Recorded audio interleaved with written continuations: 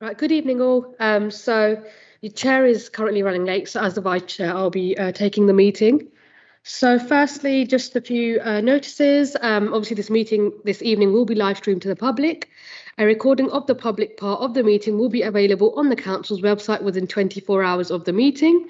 This meeting is a hybrid meeting, allowing remote participants to join the meeting. Would remote participants please use the hand up icon to indicate if they have a question? In-person attendees are required to wear a face mask on the entry to the building and meeting room, but may remove it when seated. Please also scan the COVID-19 contact tracing QR poster at the entrance of the council chamber. And would members and officers please remember to switch their microphone on when speaking and off when they have finished speaking in the council chamber to ensure the microphone is that the microphone is positioned near you and you speak directly to the microphone. Please can remote participants switch their microphones and cameras on when speaking and off when finished. So that's my announcements. Moving to apologies for absence, please. Yes, Chair. Apologies from councillors S. Hussain and Councillor Young. Fabulous. Minutes, we've got the 1st of November 2021. The minutes are on page 5 to 8. Have members read these and approved these correct? Yes, I'll approve. Sorry, Ty. I give my apology in the last meeting, but it's not being recorded, Chair. Okay, he did, yeah. No worries. Any Section 106 Local Government Act? None that I'm aware of, Chair. Any disclosure of any interest? None, Chair. No. Any urgent business? Again, none, Chair. Reference from other committees? None. Excellent. So report number 7 is Annual Complaints Report 2020 to 2021, which is on page page 9 of the agenda. Do we have Rosa here? Oh, yeah, sorry. Yep, no worries. Take it away. Great, thank you very much. I'm sure you've all read the report, so I won't go into a lot of detail about it.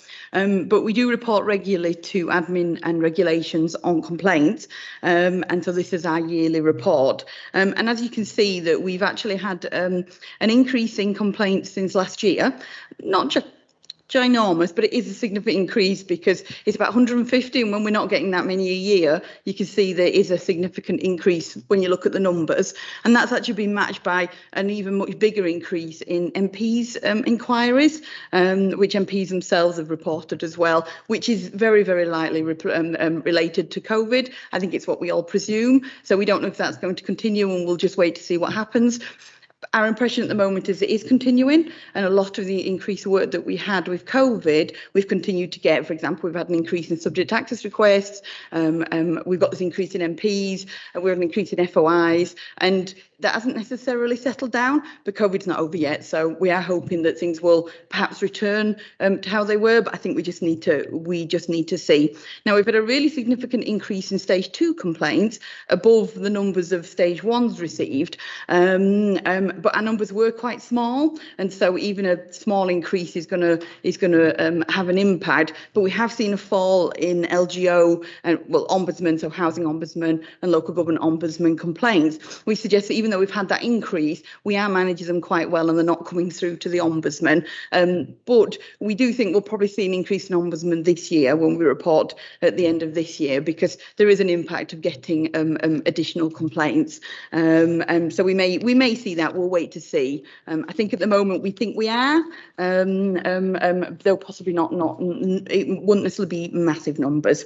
So you can see that because obviously this is last year. You can see that we had a significant fall when lockdown first came in 2020, which really reflected the council more generally, when inquiries really fell and the amount of contact that we had fell, and then shot straight up again. And I think that reflects very much the work of the frontline services of the council, that it fell and then it really, really went back up, and that's what we've reflected as well, which I think is to be expected, really, isn't it?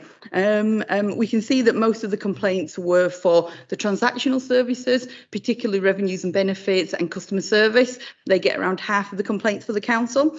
It moves up and down a little bit, but that's pretty solid, that they get about half the complaints for the council. And it is very much the transactional services. So people unhappy that they've reported a problem with their bin, it's not been fixed, fixed and then they put a complaint in. That's quite a common complaint pattern that we see. And we see that this is obviously last year's department, so that's how we've reported it, but it's still the case now. So the old customer and commercial had bins, roads. That's the sort of complaints that we get, as well as council tax. And we just get an awful lot of council tax complaints, which is common with most councils. That's the sort of complaints which you receive. And I think the fact that we saw a big increase in complaints probably reflects, if we went to those services, I suspect we'd see an increase in the contact that they're getting as well. I think it's all very much connected together. Now, we have looked at the stage 2 complaints to try to understand if there was any obvious patterns that said, why have we had this increase? Even though we're not getting massive numbers, why have we had this increase?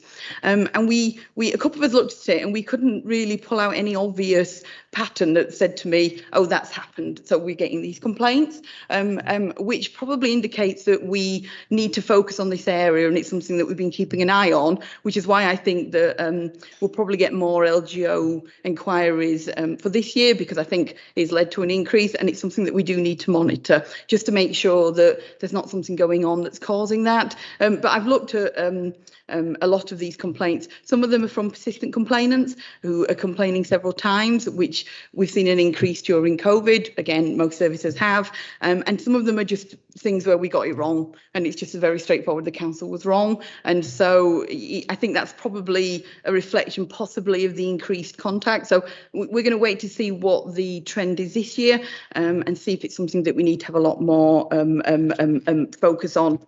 So I think the Ombudsman complaints, we're really pleased that they've fallen. It possibly reflects that the Ombudsman themselves were a little bit in lockdown for part of the year. They weren't necessarily responding to things as quickly, which might be another reason that we see an increase now, because as they sort of came out of their hibernation, they then, deluged us a little bit with contact. So we may see that. And I think it is difficult to pull any trends with COVID. It's the same thing with the performance data. We can't necessarily compare it to previous years because it's odd. And so we'll wait to see what happens. But again, we may find that the increase in complaints continues. We'll just have to see. So I've also put some themes in, and you can see I didn't do the top 10 words. One of my more skilled colleagues did this top 10 words, but I do think it's quite good because I think it does show where the things that we get the complaints about, which is on page 9, when we've got the word cloud, which is very much council tax. That really shows sort of, where the solid complaints are about. The numbers reflect that, and then the this word cloud really shows that council tax, liability, claim, account, that really comes out quite strongly. What also comes out is staff. And I think that's it's a smaller current, but we do get a steady number of complaints about staff, and it's the ones I think that we try to focus on, because it doesn't necessarily mean somebody's done something wrong, but it's where people are unhappy with staff. We need to pay attention to those to see, is there a problem, is there a pattern? So we do try to pay attention to those. We do find people will often complain about staff when really they're complaining about service, and it's that member of staff they dealt with.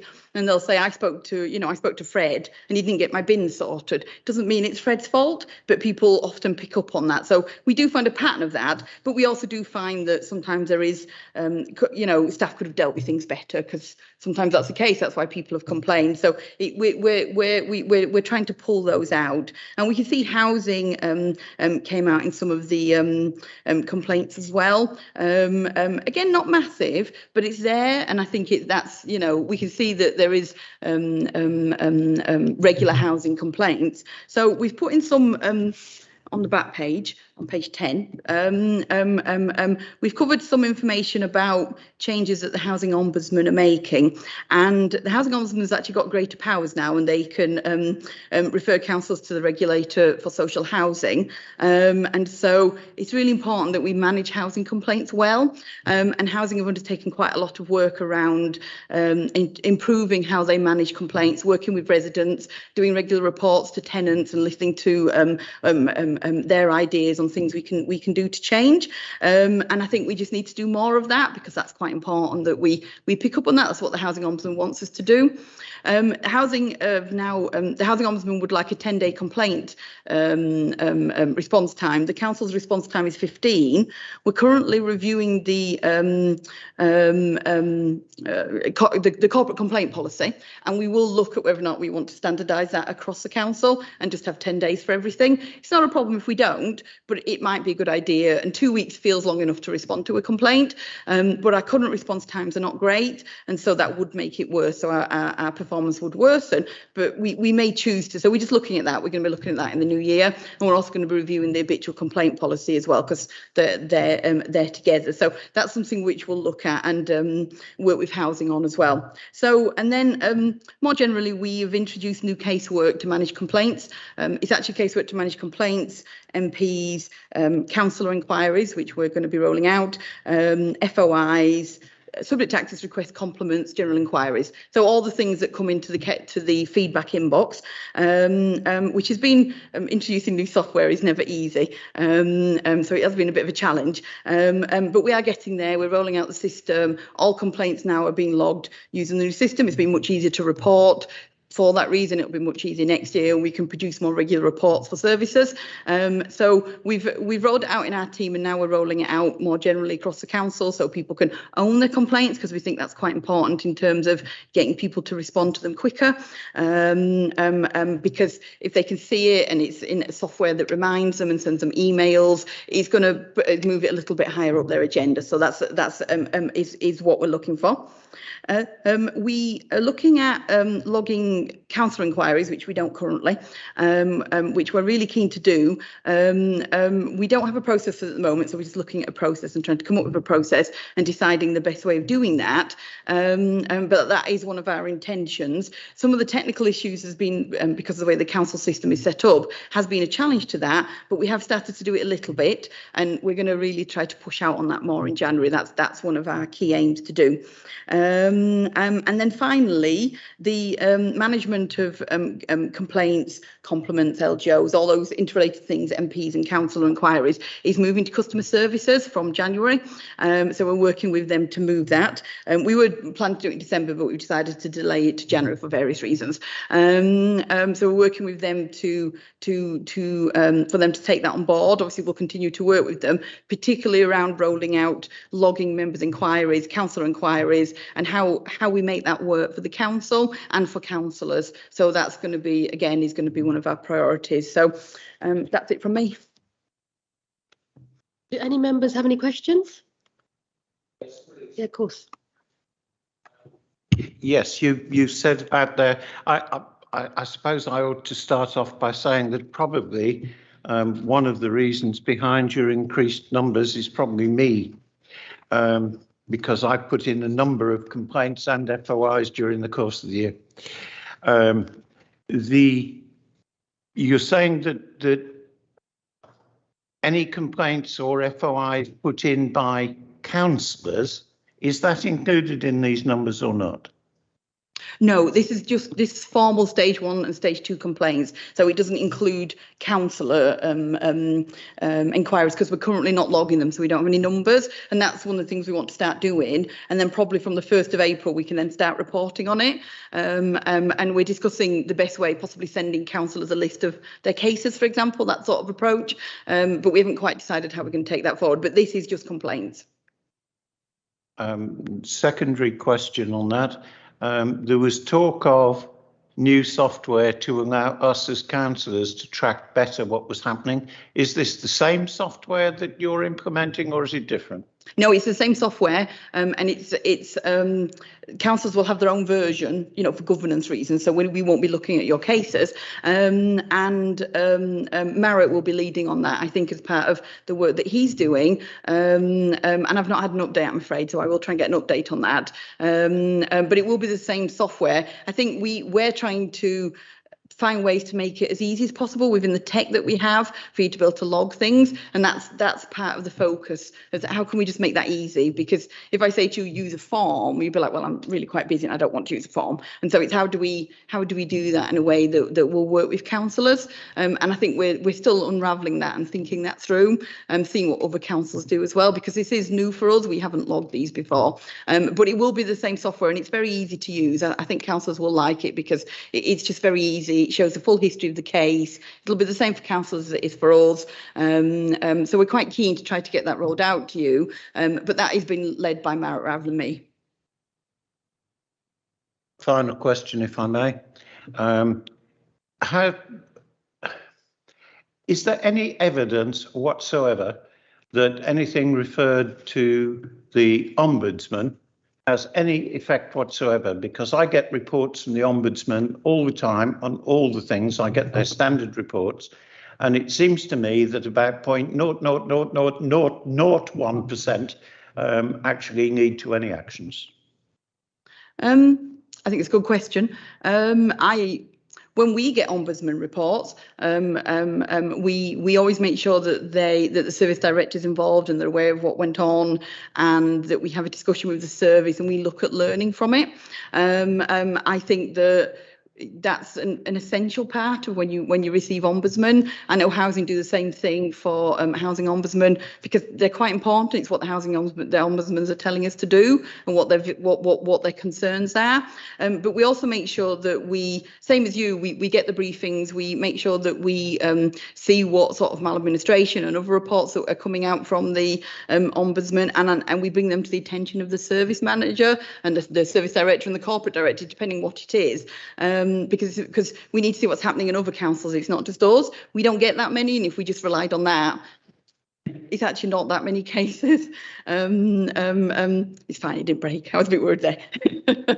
But so I think it's really important that we actually look at other cases, and that's something that we do all the time, is look at what, because as you know, the LGO do bring out focus reviews on things, which are particularly useful. And what generally happens is that when we look at those focus reviews, we can see ourselves in them, and we can see areas where might be weak, and it's just picking up on that. And generally, when the LGO does a focus review, they're not telling us anything we probably don't know, because we probably know those weaknesses, but they give examples of cases where they've gone wrong and that type of thing. So I think that there is learning. I think that the biggest change you'll see from an ombudsman is, in fact, for that individual who complained, because we'll do the thing that the ombudsman asked us to do. We put that right. We put that person back where they would have been if we hadn't made the mistake. So that's actually the biggest change, which is probably quite invisible, because it's just that customer and you don't know who that customer is, but we make sure that we pay the compensation and we do the thing that we got wrong, and that's always going to be the biggest outcome from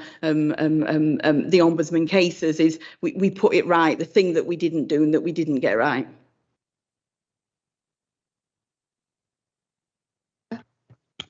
Thank you very much. Thank you very much for your comprehensive report, and my question has been answered already. Thank you. Thank you. Any other members have any questions? So it is recommended that members approve and note the annual complaints report. Do members agree? Yes, I agree with that. Yep. Thank you very much for your report, Rosa. We've got agenda item number 8. We've got Neighbourhood Services Support OCA. I believe that's Tony Stefano, who is online. Take it away.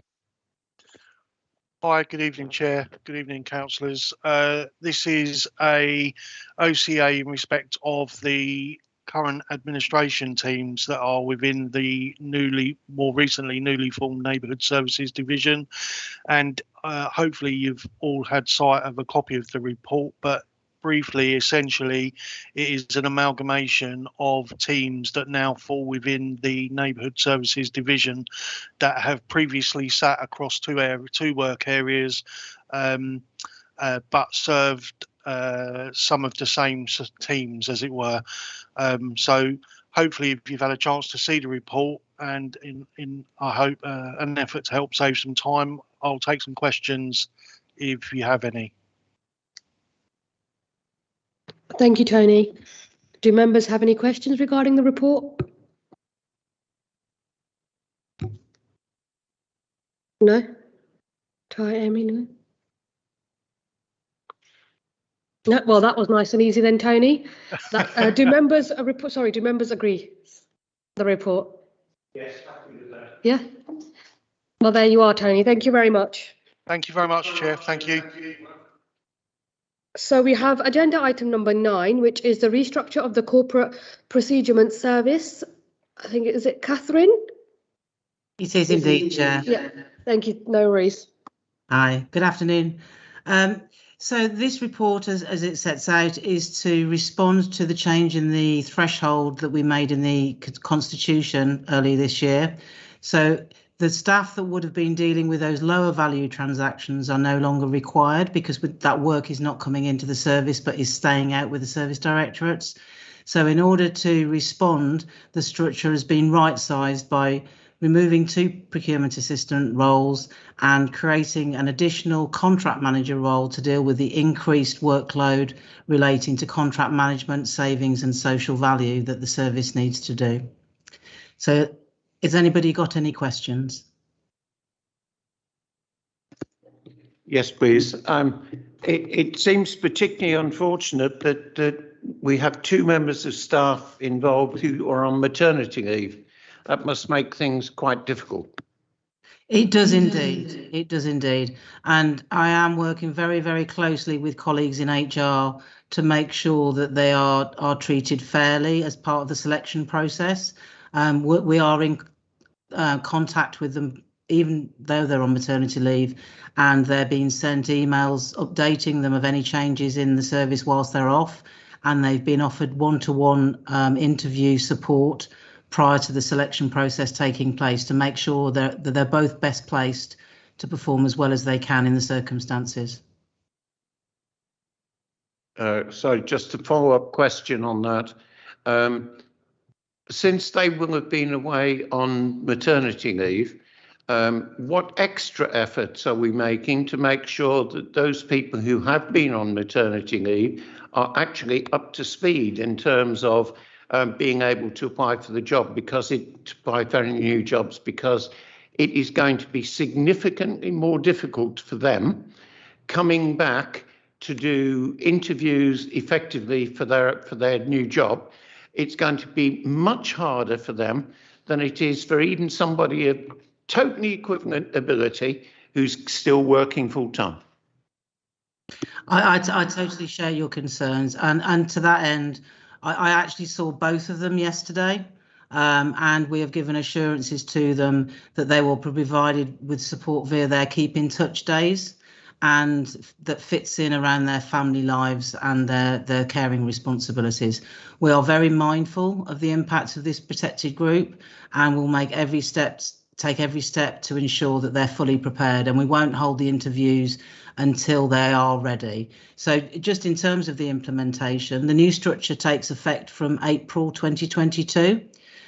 We deliberately said that we weren't going to implement until after Christmas, so we're going to start the process of implementation in January. And before that we hold the interview and selection process for the remaining post, we will be offering them support via Teams, via phone calls, via emails and face-to-face meetings, socially distanced, mask wearing as appropriate, in order for them to be in the best place. But I do acknowledge it is difficult. Follow-up question, if I may. Can I specifically ask that with the people that have been on maternity leave, that you initiate practice interviews for those people, even if they're not offered as practice interviews to the people that have been working full time, because I genuinely, I've been through this loop myself in past life, and it is especially difficult for people like that, and they need practice interviews in order to get themselves better attuned to what's involved back in the workplace, because you tend to forget awfully quickly. I absolutely agree. And in fact, what I will do is I will put both members of staff in touch with my colleagues in adult community learning, because we have a passport to employment team that can support them in that, and therefore be impartial in terms of the support and the advice and encouragement that they can give both of those individuals.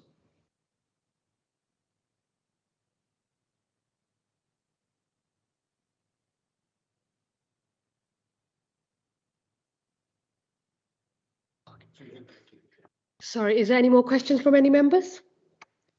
So do members agree the recommendations and approve the item?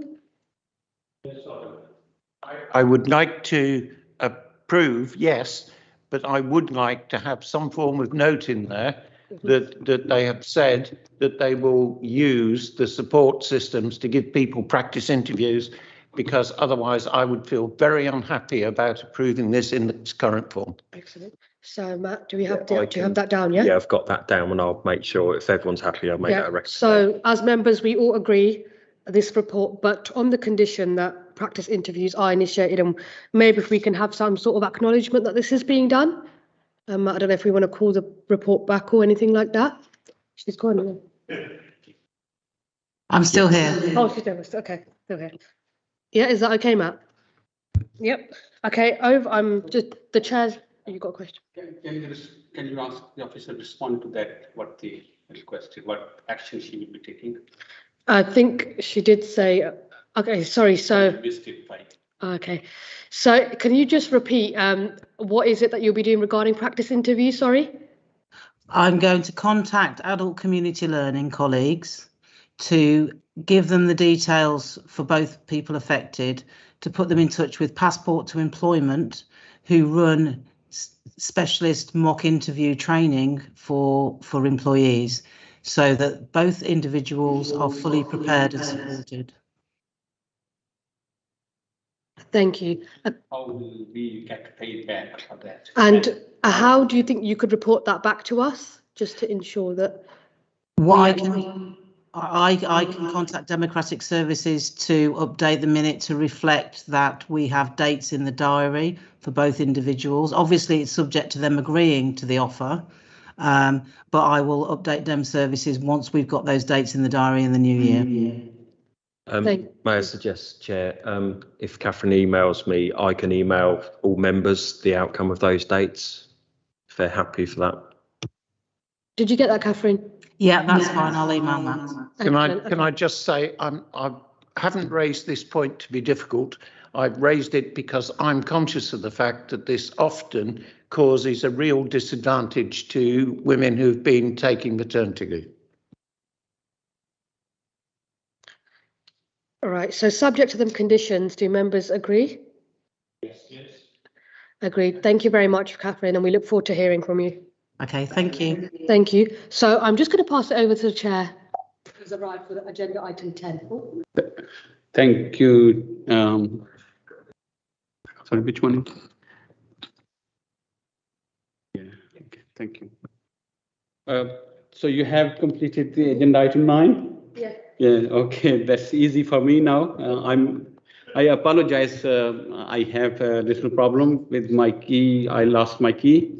But I didn't lose it, but my son actually taken it, and he kept it in his pocket.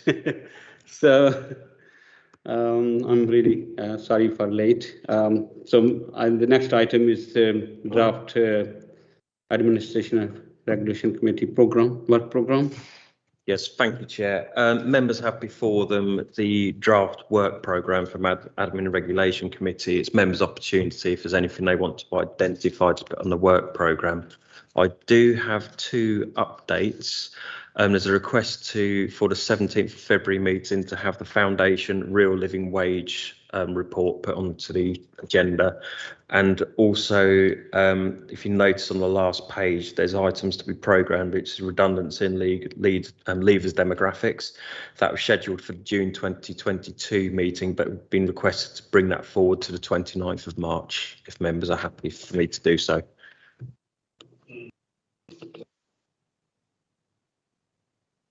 We seem to have highway licences in twice, in January and February. You do. I believe that is actually going to the January meeting.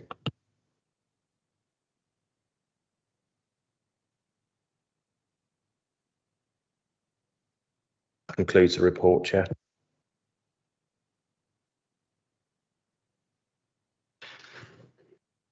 So that will be deleted anyway, once it happened in January here. Yeah. Okay. Okay, is there anything else on the work program you want to add or anything? No? Okay. Thank you very much.